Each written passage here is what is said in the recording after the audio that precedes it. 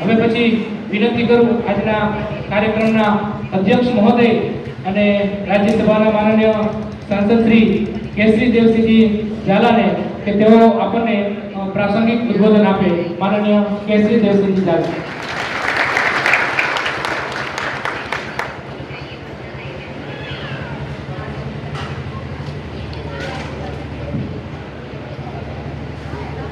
આજના જોડિયા તાલુકા રાજપૂત સમાજના સરસ્વતી સન્માન કાર્યક્રમમાં ઉપસ્થિત આપણને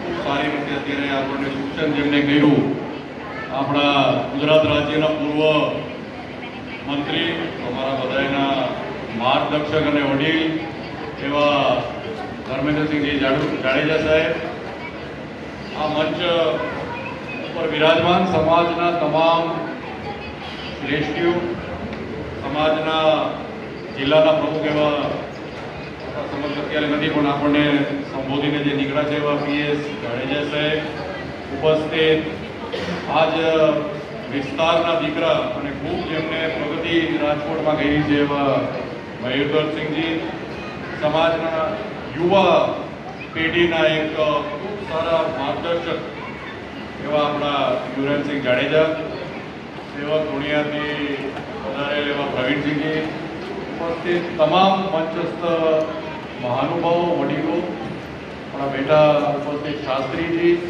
અને અહીંયા જોડિયા તાલુકાના સમાજના તમામ વડીલો, માતાઓ, બહેનો, યુવાનો અને ખાસ કરીને આ કાર્યક્રમ જેમના માટે યોજાયો છે એવા આપણા તેજસ્વી તારલાઓ, સૌને મારા જય માતાજી. આજના સૌથી પહેલાં તો આ કાર્યક્રમના અંદર જેમના માટે આ કાર્યક્રમ યોજવામાં આવ્યો, ખૂબ સારા વિચાર સાથે જ્યારે સમાજના સંગઠને ભાવિ પેઢીને આ મંચ ઉપરથી પ્રોત્સાહિત કરવાનો જે આ કાર્યક્રમ ગોઠવ્યો છે, સૌથી પહેલાં તો જે વિદ્યાર્થી દીકરા દીકરીઓ જે પહેલા બીજા ત્રીજા ક્રમે અહીંયા આવી અને અવોર્ડ લઈને ગયા છે અને હું અભિનંદન વ્યક્ત કરું છું. ભાવિને આવી મહેનત કરી અને આવનારા વર્ષોના અંદર પણ સમાજનું ને સ્કૂલનું નામ રોશન કરો એવી અપેક્ષા છે. જે બાળકોએ મહેનત કરી હોય અને છતાંય એવોર્ડ ના મળ્યા હોય, નિરાશ થવાની કોઈ જરૂર નથી. આવતા વર્ષના અંદર ફરી મહેનત કરી અને પૂરી મહેનત કરી અને આ સ્થાન ઉપર આપ પણ પહોંચો એવું સારું કાર્ય કરો એવી બધાને અપેક્ષા પાડું. મંચ ઉપરથી ઘણા બધા મુદ્દાઓ મૂકવામાં આવ્યા છે. હું જનરલી બહુ જાજુ નથી બોલતો, પણ જ્યારે શિક્ષણનો પ્રશ્ન આવતો હોય છે ત્યારે આ 21મી સદીના અંદર ખાસ કરીને ક્ષત્રિય સમાજના આપણા છેલ્લા 2 થી 3 દાયકાના અંદર ઘણું બધું પરિવર્તન આવ્યું છે. એ આપણે આજે જોઈ રહ્યા છીએ. એક જમાનો હતો કે જ્યારે આપણા દીકરા દીકરીઓ અમુક ખાલી મુખ્ય ધારાઓમાં આપણે રસ ધરાવતા. દાખલા તરીકે દીકરાઓ પહેલો જ ઓપ્શન આપો પોલીસમાં, પછી આપણે સરકારી નોકરી તરફ જોડાવા માંડીએ. પણ આજે એક ગૌરવતાની વાત છે કે આપણા સમાજના અંદર તમામ ક્ષેત્રના અંદર આપણા બાળકો આજે વધી રહ્યા છે. ખૂબ સારી વાત છે. સમાજનું સારું ઉત્કર્ષ કરવું, સમાજનો સારો વિકાસ કરવો, સંપૂર્ણ રીતે વિકાસ, એના માટે તમામ ક્ષેત્રના અંદર આપણા દીકરા અને દીકરીઓ. આજે એક આનંદની વાત કે રમતગમતના સ્પર્ધામાં અહીંયા ઘણા બધા એવોર્ડ દેવામાં આવ્યા. આપણા દીકરા અને દીકરીઓ આગળ વધી રહ્યા છે. આજે બીજો નહીં પણ કદાચ ત્રીજો અવોર્ડ એક આ સમાજની આ જ પ્રકારની સમાજના એક સન્માનના કાર્યક્રમ અંદર ત્રીજી વાર હું ફેન્સિંગ શબ્દનો આજે ઉલ્લેખ મેં સાંભળ્યો. આ ફેન્સિંગનું એટલે ફેન્સિંગ શું છે ખરેખર ઘણા બધા અહીંયા વડીલો હશે એમને હજી ખ્યાલ નહીં હોય કે ફેન્સિંગ શું છે. એમાં હું ઉતરું છું, પણ વડીલોને ખ્યાલ ન હોય ફેન્સિંગ શું છે, ઘણા બધાને કદાચ ખ્યાલ ન હોય ફેન્સિંગ, પણ આપણા દીકરા દીકરીઓ ફેન્સિંગમાં આગળ વધે છે એ ખરેખર વખાણવા લાયક છે. એનાથી એક વસ્તુ સ્પષ્ટ સાબિત થાય છે કે દુનિયાની અંદર જે નોખા ક્ષેત્ર, જે નોખા સ્પર્ધાઓ છે એના અંદર આપણા દીકરા દીકરીઓને એટલો બધો જ્ઞાન અત્યારે આવી ગયો છે કે જે ક્ષેત્રનો આપણને ખ્યાલ નથી એવા ક્ષેત્રમાં પણ જોડિયા તાલુકાના અંદર પણ ગ્રામ્ય વિસ્તારમાં પણ આપણા દીકરા દીકરીઓ અવોર્ડ લઈને આવે. ખરેખર અમારા જેવા જે વડીલોને દેશી માણસ હતા એને ફેન્સિંગ શું છે એ સમજાવ્યું અને સારી વાત છે. ફેન્સિંગ એટલે એક યુરોપિયન ગણી, વિલાયતી તલવારબાજી, હાવ દેશી ભાષામાં કરી તો એ ગણાય. વિષય ભલે બદલાઈ ગયો, રમત ગમત ભલે બદલાઈ ગયું, પણ એ ક્ષત્રિયના ગુણ તો હજી તલવારબાજીમાં દેખાય. એટલે ખરેખર નોખા નોખા સ્પર્ધાઓમાં જે આપણા દીકરાઓની દીકરીઓ આગળ વધે છે એ વખાણવા લાગે છે. અને ખાસ કરીને આજે આ 21મી સદીના આપણા દીકરાઓમાં તો પરિવર્તન ઘણું આવ્યું છે, પણ સાથોસાથ ખંભેથી ખંભે દીકરાઓ સાથે ખંભે મિલાવી અને સમાજનું નામ આજે આપણે દીકરીઓ જે રોશન કરે છે એ પણ વખાણવા લાગે. એક સમય એવો હતો કે જ્યારે આપણે દીકરીઓ માટે એટલું બધું ભણતરનું આપણે પ્રોત્સાહન સમાજના અંદર નહોતા કર્યું, પણ આ પરિસ્થિતિ છેલ્લા 2 દાયકાથી ખૂબ સારી રીતે બદલાઈ રહી છે. ધન્ય છે એ મા બાપ જેને એમના દીકરીઓને ભણવા માટે પ્રોત્સાહિત કરે. આપણે જૂનવાણી પદ્ધતિમાંથી બહાર નીકળી અને દીકરીઓનો જે આપણે ભણતર કરી રહ્યા છે એ એની સમાજને ખૂબ જરૂર છે. દીકરીઓ ભણે તો આપણે કહી શકીએ એક નહીં પણ 2 પરિવારને શિક્ષા પ્રાપ્ત થાય છે, એ ખૂબ સારી વાત છે. દીકરીઓ આપણે આગળ આવી અને ભણે, નોખા નોખા ક્ષેત્રમાં જાય અને સમાજનું ઘરનું મૂળનું નામ રોશન કરે એવી આશા આપણે રાખીએ છીએ. પણ આ ભણતરના આ 21મી સદીના યુગના અંદર ખૂબ સારી રીતે જ્યારે યુવા પેઢી આગળ વધી રહી છે, આ દેશના અંદર દુનિયાની સૌથી મોટી યુવા શક્તિ છે. આવનારા પેઢીના અંદર, આવનારા સમયના અંદર આપણે રાજકીય મંચ ઉપરથી પણ બોલીએ, આવનારા સમયના અંદર શું થાય છે એની ચર્ચા કરતા હોય, વિકસિત ભારતની ચર્ચા કરતા હોય, સરકાર ઘણું બધું કામ કરતી હોય, પણ સાચા અર્થમાં જો આ દેશનો વિકાસ જો થવાનો હોય તો આ ભાવિ પેઢી, આ દુનિયાના અંદર દેશની, આપણા દેશની સૌથી મોટી ભાવિ પેઢી છે.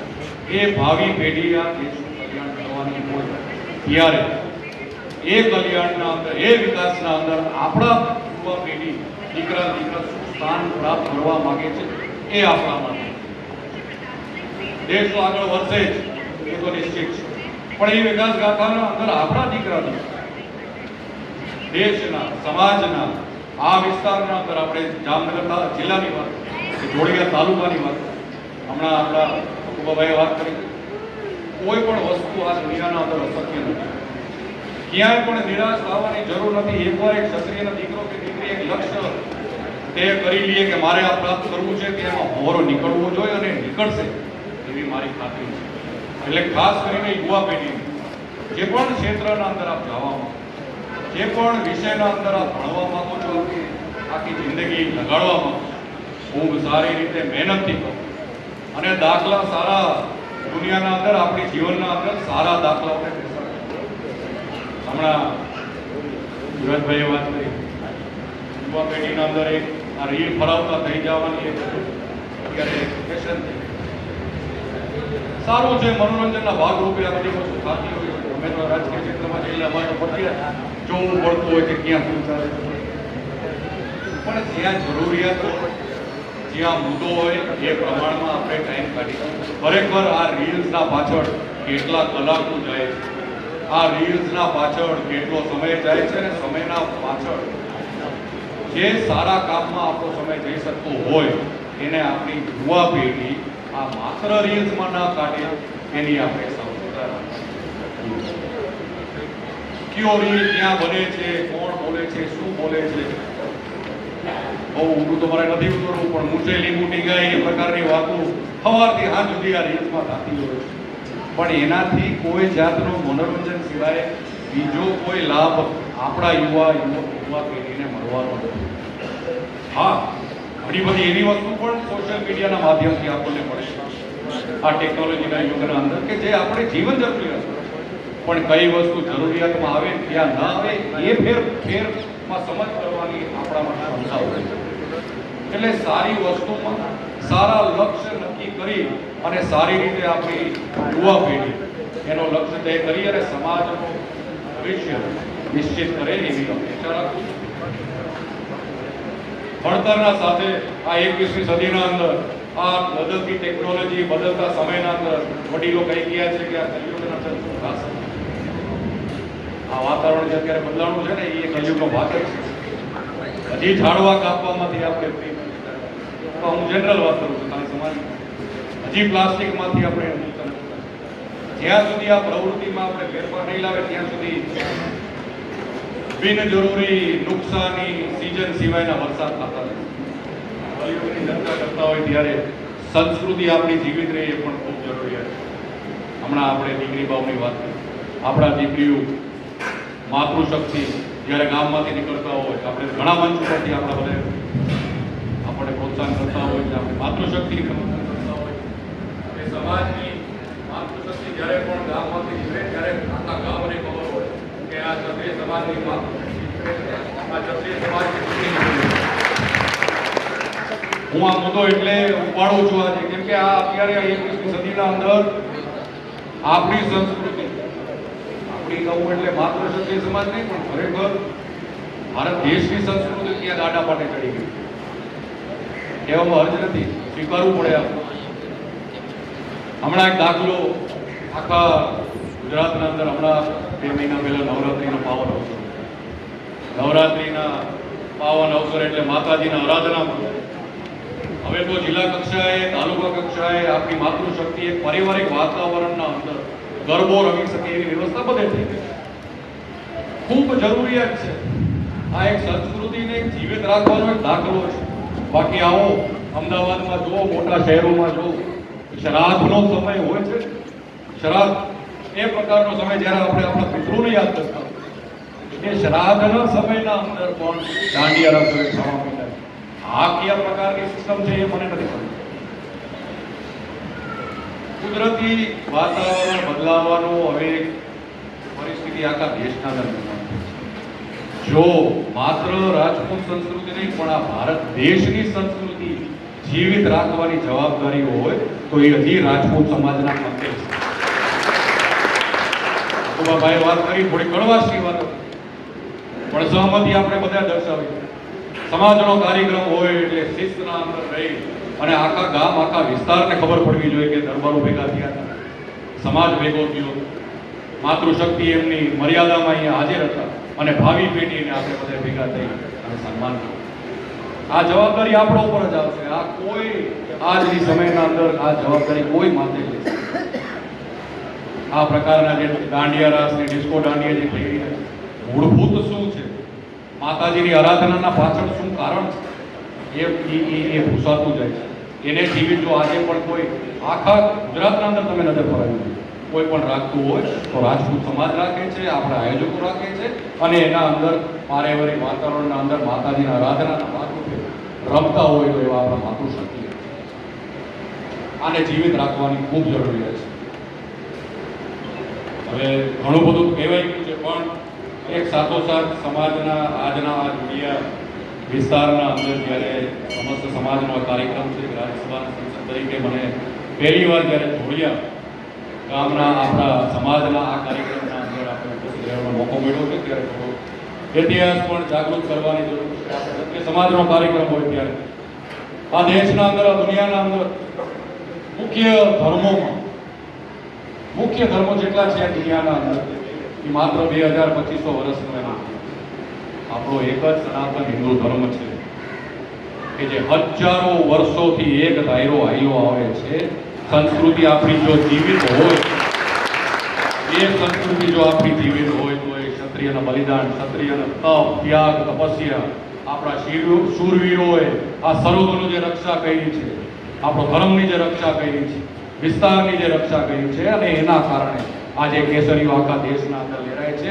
એ કહેવામાં કોઈ કેવા પૂરતું કદાચ જો ક્ષત્રિયોનો ઇતિહાસ, આ દેશના ઇતિહાસના પાનાઓ જો કાઢી લેવામાં આવે છે તો કેવા પૂરતા તો માત્ર ને માત્ર ઉપરના નીચેના બે પૂઠા રહી જાય એવું સ્પષ્ટ.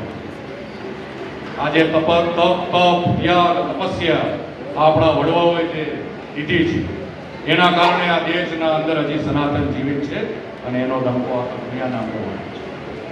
જ્યારે આજે જામનગર વિસ્તારના અંદર ઉપસ્થિત રહેવાનો અવસર મળે છે. જામનગર જિલ્લો હવે જો કે જોડિયાના અમુક ગામડા તો મોરબીમાં પણ આવી ગયા છે એટલે મોરબી સાથે નાતો, જિલ્લા સાથે નાતો આપનો જામનગર જેવો ને જેવો જોડાણો છે એટલે બહુ તો એમાં નહીં કહું, પણ જ્યારે જામનગર વિસ્તારના અંદર ઉપસ્થિત રહેવાનો અવસર મળ્યો, ક્ષત્રિય શૂરવીરતાની વાત કરી, આ દેશને એકત્રિત કરવાની વાત કરી, ક્યારે તલવારનો ઉપયોગ કરી, ક્યારે માથા કપાવી અને આ દેશની રક્ષા કરવાનું છે એ તો ક્ષત્રિય સમાજના લોહીમાં છે, પણ ક્યારે રક્ષા કરવી, ક્યારે સહારો દેવો એનો દાખલો જોતો હોય તો એના માટે બહુ છેટું જવાની જરૂર નથી. આ રહ્યું બાલાચડી, આખી દુનિયા જાણે છે કે જ્યારે યહૂદી ભાગતા હતા યુરોપમાંથી, ત્યારે જામ સાહેબ બાપુએ એક આકલે આ યહૂદીઓને અહીંયા સહારો દીધો. શું જરૂર હતી યહૂદીઓનો અને જામનગર સ્ટેટનો કે ભારત રાષ્ટ્રનો શું સંબંધ હતો? એવો કોઈ સંબંધ નહોતો. પણ જ્યારે માંગણી આવી રક્ષાની, જ્યારે માંગણી આવી સહારાની, ત્યારે એક ક્ષત્રિય તરીકે જામ સાહેબ બાપુએ ધર્મ જોયું નહીં, વિસ્તાર જોયો નહીં, ઠેઠ યુરોપથી લઈ આવી અને આપણા પટાંગણ બાલાચડીના અંદર આ યોધીઓને આશરો આપ્યો. આજે એ 80-90 વર્ષના વડીલો એનું નામ લઈને જ્યારે એની શપથવિધિ લેતા હોય, પોલન્ડના અંદર ગુડ મહારાજા સ્ક્વેર કરીને જે આખો એમની ચોકડી છે એ જામ સાહેબ બાપુના નામ હોય ત્યારે બધાય ગૌરવવાની વાત છે. જામનગરનો અને ખાસ કરીને જોડિયાનો અને વાંકાનેરમાં એક બેઠા બેઠા જ હમણાં ચર્ચાના ભાગરૂપે ઇતિહાસને જાગૃત કરવાના ભાગરૂપે એક નાતો હમણાં યાદ આવ્યું. જામ રાવળ જ્યારે કચ્છ મૂકીને હાલાર પંથકને કબજો કરવા જ્યારે અહીંયા આ જ જોડિયાના વિસ્તારના અંદર પહેલા એમને એન્ટ્રી લીધી અને અહીંયાથી પછી આખો હાલાર એમને જીતો, ત્યારે એક એનો સાથ અમારા વાંકાનેર વિસ્તારમાં પૌરાણિક ગણેશ્વર દાદાનું જે એક ઇમારત, જબરજસ્ત ઇમારત છે, એને પણ આજે હું યાદ કરવા માંગુ છું. આપણે તો બધા વડીલોને ખબર છે, પણ છતાંય કવિ કહી ગયા છે કે ચડિયો વસે જંગલમાં ઘોડાનો દાતા, ત્રુટિયો રાવણ જામ અને હાકી દીધો હાલા. ઘોડિયાથી પગલા ભર્યા અને પાડોશી વાંકાનેરના અંદર ગણેશ્વર દાદાના દર્શન કરી અને એમના પાસેથી આશીર્વાદ લઈ અને આખો જ્યારે હાલાર જામ રાવળ હોય ત્યારે આ જૂનો ઇતિહાસને જાગૃત કરવાનો જે મને અવસર મળ્યો છે, જોડિયા તાલુકાના સમાજના એક પારિવારિક વાતાવરણના અંદર આ કાર્યક્રમના અંદર મને જ્યારે ઉપસ્થિત રહેવાનો મોકો મળ્યો છે, જ્યારે સૌથી પહેલાં તો જોડિયા રાજપૂત સમાજના અમારા પ્રમુખ એવા અરવિંદસિંહજી, એમની આખી ટીમ, એમણે જે મને આમંત્રણ અમુક ટાઈમ પહેલાં જે દીધેલું હતું અને કીધું હતું જે પણ કાર્યક્રમ હોય એ સાઈડમાં રાખીને જોડિયા આપણે વધારવાનું છે, એ આમંત્રણ બદલ મને આજે અહીંયા હાજર રહેવા બદલ હું આ બધાનો આભાર વ્યક્ત કરું છું. સમાજને એવું કરવા માટે સમાજની ભાવિ પેઢીને અહીંયાથી પ્રોત્સાહિત કરી અને સમાજને જે દિશા દેવાનું કામ આપણે કર્યું છે એ બદલ આખા આયોજનનો આભાર વ્યક્ત કરું છું. એક આપણે મારું અહીંયા સન્માન સમાજ લેવલે જે કર્યું છે એમાં હું સમાજના સન્માન પૂરી રીતે સ્વીકારું છું, પણ એક રાજ્યસભાના સંસદ તરીકે નહીં, એક રાજવી પરિવારના સદસ્ય તરીકે નહીં, પણ એક સમાજના દીકરા તરીકે મારું સન્માન કર્યું છે. એને હું શિરોમાન્ય રાખી અને આજીવન આ સન્માન યાદ રાખીશ. આવનારા સમયના એક સંસદ તરીકે ક્યાંય પણ મારી જરૂર પડે, સમાજના એક વર્ષ માટે, સમાજના ભાવિ વિકાસ માટે ક્યાંય પણ કોઈ પણ રીતે હું મદદ થઈ શકું તો હર અમે સમાજના સાથે ઉભા રહેવાની ખાતરી સાથે આપ ગમે ત્યારે મને કહી શકો છો. કોઈ પણ વસ્તુમાં ગમે ત્યારે હું આપના સાથે હર હંમેશ ઉભો રહીશ એવી ખાતરી સાથે આ કાર્યક્રમના અંદર ઉપસ્થિત રહેવા માટે આપે મને જે આમંત્રણ દીધો હોય એનો હું આભાર વ્યક્ત કરું છું. આટલું જ વાત કહી અને મારી વાતને વિરામ મૂકું છું. ભારત માતા કી જય, જય માતાજી.